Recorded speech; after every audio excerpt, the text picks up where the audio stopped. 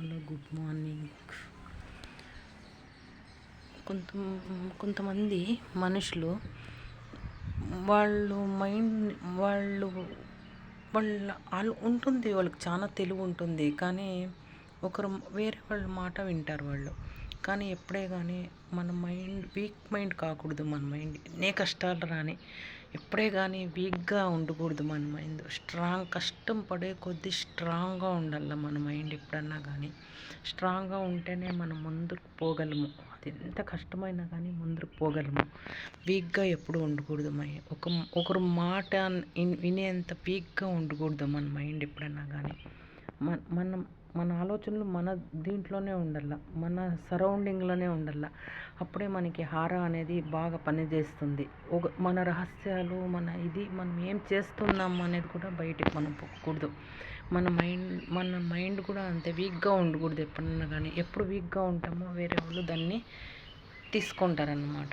వీక్గా అది ఆకర్షించుకుంటారు. మన మైండ్ ఎప్పుడు వీక్గా ఉంటే స్ట్రాంగ్గా ఉండాలి. మన మైండ్ ఎప్పుడన్నా కానీ స్ట్రాంగ్గా ఉంటే మనం ఏం ఆలోచన చేస్తూ ఉన్నాం అన్నది కూడా వేరే వాళ్ళకి తెలియకూడదు. అలా ఉండాల. మన లోపల ఏముంది మన వాళ్ళకి అర్థం కాకూడదు. వాళ్ళకి అర్థం కాకున్నట్లు మనం ఉండాల. ఏమీ తెలియనట్లే ఉండాల, కానీ లోపల మనం ఆలోచిస్తూ ఉండాల. ఏం చేయాలా, ఏం పాజిటివ్ వైపులో మనం ఎలా పోవాలా, పాజిటివ్ లైన్లో మనం ఎలా పోవాలా అని ఆలోచించాలి. ఒకరికి మంచిగా చేయాలి, కానీ చెడు ఎప్పుడు చేయకూడదండి. మనకు సాధ్యమైనంత వరకు మనం బాగలేదు అని చెప్పి వేరే వాళ్ళని చెడు కోరకూడదు.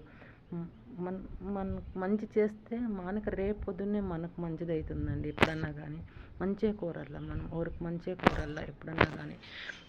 అందుకే మనం పాజిటివ్ లైన్లో మనం దేవుడు మన పాజిటివ్ వైపులో మనం పంపిస్తాడు. మనం పాజిటివ్గా మనం ఆలోచించేస్తే ఎప్పుడన్నా కానీ పాజిటివ్గా మనం ఆలోచించేస్తే మంచి ఫలితాలు, మంచి రిజల్ట్ మనకు వస్తుందండి. లేట్ అయినా కూడా అది పనిచేస్తుందండి ఎప్పుడైనా కానీ. మన కర్మ అనేది ఉంటుంది కదండి, మనం చేసుకోండి కర్మ. దేవుణ్ణి ఎప్పుడు నిందించకూడదండి. మన కర్మ అనేది మనకు పనిచేస్తూ ఉంటుంది. మనకి మంచి ఆలోచన చేసినప్పుడు మన హార కూడా పనిచేస్తుందండి. మన హార అనేది చుట్టూ మనకి హార అనేది ఉంటుందండి. మనం అనుకుంటాము మనకి అవన్నీ మన చుట్టూ అన్నీ మనకు జరుగుతూ ఉంటాయండి. దేవతలు కూడా అశ్విని దేవతలు కూడా మన చుట్టూ తిరుగుతుంటారంట. ఏం చేస్తా అంట మన ప్రతి సెకండు ఏం చేస్తూ ఉన్నాము అనేది కూడా వాళ్ళకి తెలుస్తుందంట. అశ్విని దేవతలు తిరిగి ప్రతి మనిషి వెనుక కూడా అశ్విని దేవతలు ఉంటారంట. నేను ఒక